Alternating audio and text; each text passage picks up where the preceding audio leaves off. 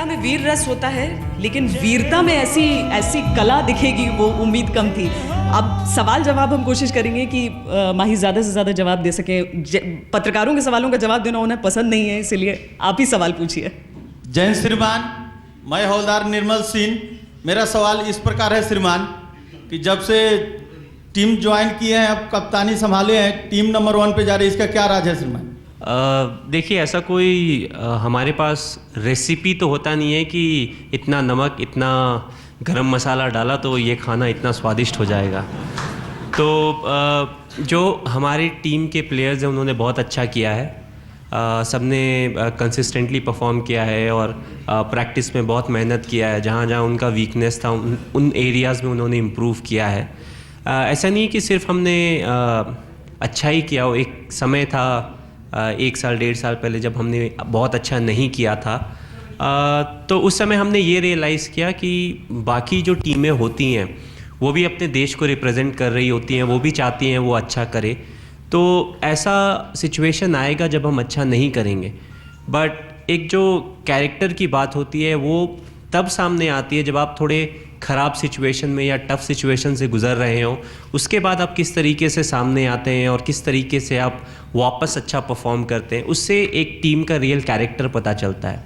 और उस सीरीज़ के बाद, उन 2 सीरीज़ के बाद हमने वापस आए, हमने थोड़ा सा वर्क किया जो एरियाज़ में हमें करना था, और उसके बाद हमने अच्छा परफॉर्म भी किया। ऑस्ट्रेलिया के साथ हमने अच्छा किया, फिर चैम्पियंस ट्रॉफी जब हम गए तो वहाँ हमने बहुत अच्छा परफॉर्म किया। सर, आप को क्रिकेट के लिए प्रेरणा कहाँ से मिली? पहले आप फुटबॉल में खेलते थे स्कूल लेवल में, आपको क्रिकेट के लिए कैसे आपका मन बना कि मैं क्रिकेट में? मैंने ये नहीं सोचा था कि मैं क्रिकेट खेलूँगा या मैं अपने देश के लिए क्रिकेट खेलूँगा। मैं सिर्फ जो स्पोर्ट था वो एंजॉय करना चाहता था। 4 बजे मुझे पता था मेरे घर में खेलने का परमिशन का, 4 से 6 आप खेल सकते हैं। स्कूल हमारा 1:30-1:40 तक ख़त्म हो जाता था, तो हम लोग एंजॉय करते थे। और उसके बाद जब हमारा गर्मियों की जो छुट्टियां होती थी, तो स्कूल में जो हमारा क्रिकेट का सामान था वो लेके हम 15-20 दिन का कैंप करते थे, आपस में मैचेस खेलते थे। तो सब कुछ धीरे धीरे अच्छा होता चला गया। एक ब्रेक मिला जिससे मैं अंडर 16 और अंडर 19 डिस्ट्रिक्ट खेला। उसके बाद अपने डिस्ट्रिक्ट को मैंने रिप्रेजेंट किया, तो फर्स्ट क्लास क्रिकेट में भी मुझे चांस मिल गया। तो मैं हमेशा बहुत आगे की नहीं सोचता था। मैंने कभी ये नहीं सोचा कि मैं इंडिया के लिए खेलूँगा। मेरे लिए था कि मैं कल कौन सा मैच खेलने वाला हूँ या परसों कौन सा मैच खेलने वाला हूँ, वो मेरे लिए ज़्यादा इंपॉर्टेंस रखता था। और इस तरह की सोच ने मुझे बहुत ज़्यादा हेल्प किया, क्योंकि मैं बहुत ज़्यादा एक्सपेक्टेशन नहीं रखता था। मेरी ऐसी सोच नहीं थी कि यार इस टीम में मुझे सिलेक्ट होना चाहिए। मेरे हाथ में था परफॉर्मेंस करना, अच्छा करना, मैं वो करता था। सिलेक्शन किन्हीं और के हाथ में था, भले वो 5 सिलेक्टर हों या कोई और हो। तो मैं उन सब के बारे में नहीं सोचता था। मैं सोचता था जहाँ के लिए भी मुझे सिलेक्ट किया जाएगा मैं वहाँ जाके खेलूँगा और अच्छा करूँगा।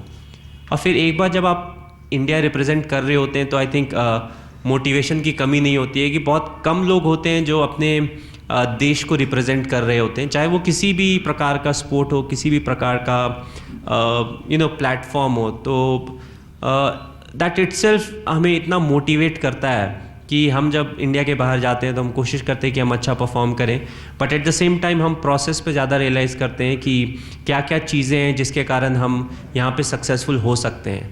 तो आई थिंक मोटिवेशन की कभी कमी नहीं हुई, बट ये मैं ज़रूर बोलना चाहूँगा कि मैंने कभी सोचा नहीं था मैं देश के लिए खेलूँगा, बट अल्टीमेटली मैं खेल रहा हूँ और हमारी टीम अच्छा कर रही है। तो बहुत ही प्राइड वाली बात है कि आप एक ऐसे स्ट्रीम में आप अच्छा कर रहे हो जिसमें आपका पैशन था, जो आप सदा अच्छा करना चाहते थे। ऑफ कोर्स लेवल्स अलग होते हैं। पहले मैं डिस्ट्रिक्ट के लिए खेलता था, फिर मैंने स्टेट के लिए खेला और फाइनली कंट्री के लिए खेला। साहब, आप क्रिकेट के तो बहुत बड़े प्लेयर हैं, साथ ही साथ आपने आर्मी भी ज्वाइन किया। और मेरा प्रश्न इस प्रकार है जो कि इसके साथ आप निजी लाइफ में कैसे इन सभी चीज़ों का संतुलन बना के रखते हैं? थोड़ी मुश्किल होती है, क्योंकि हम लोग साल में ज़्यादातर टाइम क्रिकेट खेल रहे होते हैं। तो और जो 2 सीरीज़ होती है उसके बीच में बहुत समय नहीं मिल पाता है कि हम कहीं पे जाके किसी के साथ इंटरेक्ट कर सकें। तो मैं ये कोशिश करता हूँ कि अगर उस जगह कोई कैंट एरिया है स्पेशली, तो वहाँ पे जाऊँ, जवानों से मिलूँ, थोड़ा सा समय उनके साथ बिताऊँ, क्योंकि मुझे भी बहुत ज़्यादा उनसे सीखने को मिलता है। जो टीम वर्क की बात होती है, उसमें मुझे ज़्यादा आप बोल सकते हैं कि हेल्प मिलता है। एंड काफ़ी इंडिया के स्टेडियम ऐसे हैं जहाँ पे अगर आप जाएं और वहाँ पे मैच हो रहा है, जनरली हम 2-3 दिन वहाँ पे रहते हैं, तो कोई ना कोई कैंट एरिया ज़रूरी मिल जाता है, चाहे वो अहमदाबाद हो, चाहे वो कोई और दूसरी जगह हो, या इनफैक्ट जब मैं रांची जाता हूँ तो दीपाटोली कैंट बहुत पास है, या रामगढ़ भी जा सकते हैं। तो आई थिंक उस तरीके का थोड़ा अनऑफिशियल विज़िट होता है।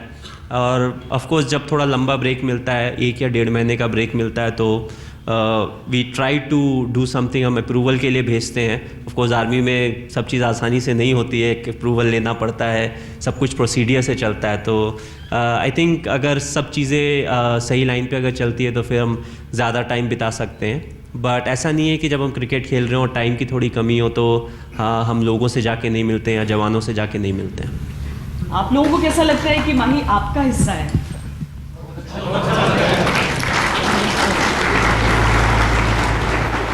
जैसे वनडे इंटरनेशनल क्रिकेट में कभी 200 का आंकड़ा एक इंडिविजुअल को पार करना काफ़ी मुश्किल था, लेकिन फ़िलहाल कुछ समय में कुछ खिलाड़ी ने पार किया है।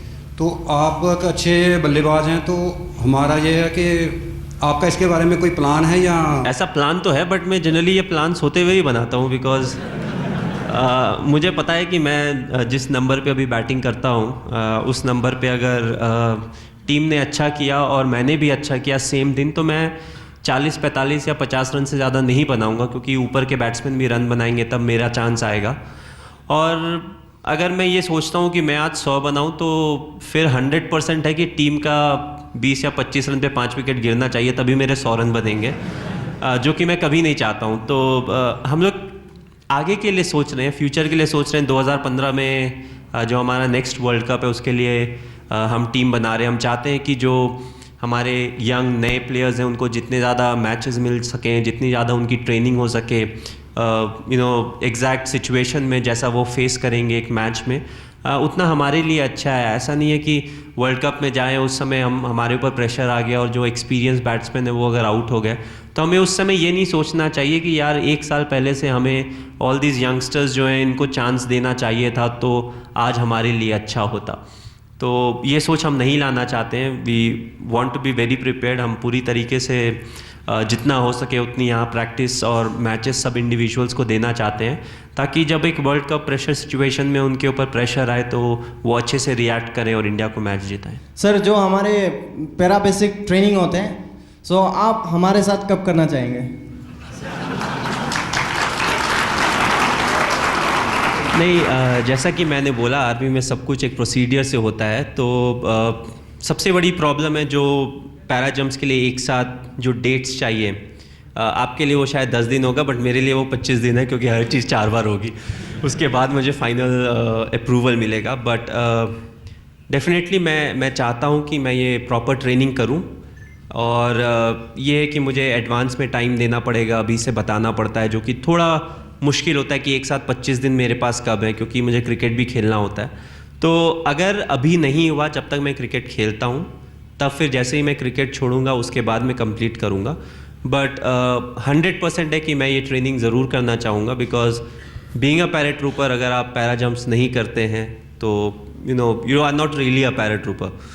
सो मैं करना चाहूँगा। हालांकि ये भी मैं बोलना चाहूँगा कि हाइट से मुझे थोड़ा डर लगता है, बट आई थिंक वो यूनिफॉर्म का जॉब रहेगा कि वो डर निकालना मेरे से। एंड ऑफ कोर्स अगर आप सही ट्रेनिंग करते हैं तो फिर किसी भी तरीके का डर आपके अंदर रहता नहीं है।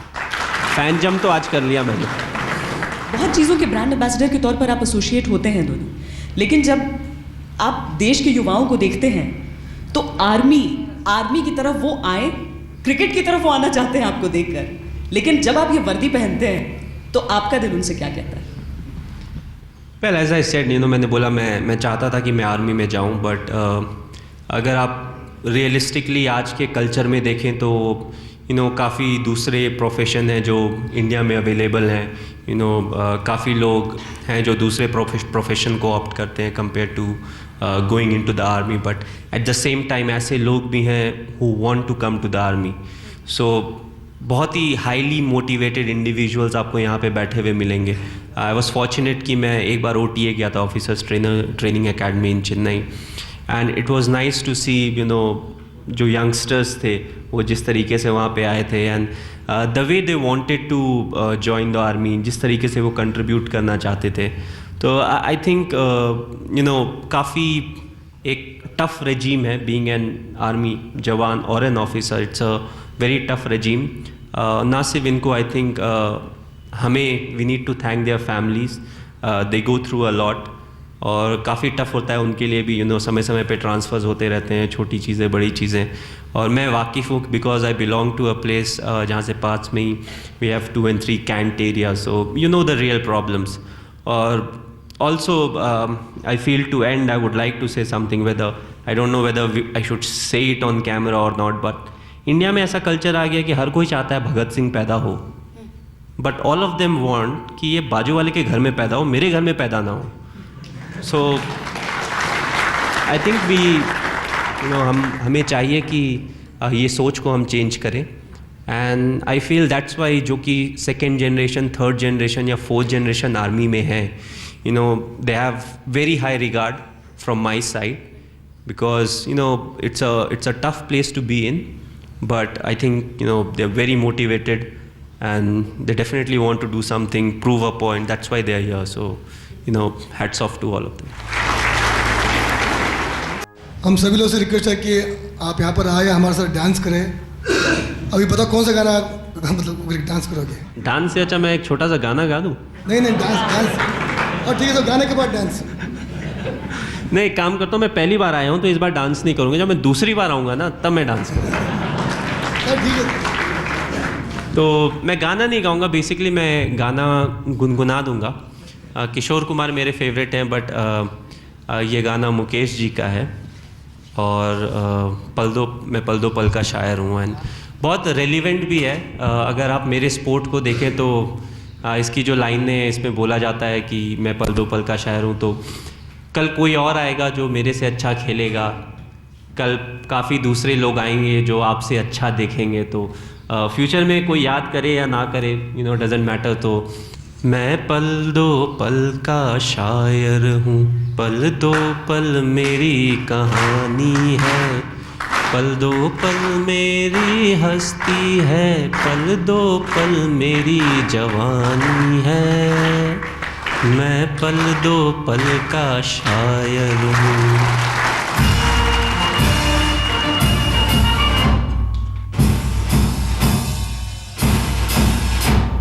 कदम बढ़ाए जा, कदम मिलाए जा, पीछे हटना काम नहीं, आगे बढ़े जा।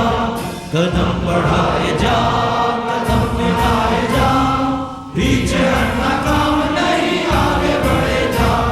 तुम भारत की वीर हो, तुम अपने देश के रक्षक हो, तुम भारत की वीर हो, तुम अपने देश के रक्षक हो। तुम जाति भेदभाव को मिटाए जा, तुम हिम्मत बढ़ाए जा, तुम जाति भेदभाव को मिटाए जा, तुम अपने हिम्मत बढ़ाए जा। कदम बढ़ाए जा, कदम मिलाए जा, पीछे हटना काम नहीं, आगे बढ़े जा। पैराशूट रेजिमेंट की जय, पैराशूट रेजिमेंट की जय, पैराशूट रेजिमेंट की जय, भारत माता की जय, भारत माता की जय, भारत माता की जय।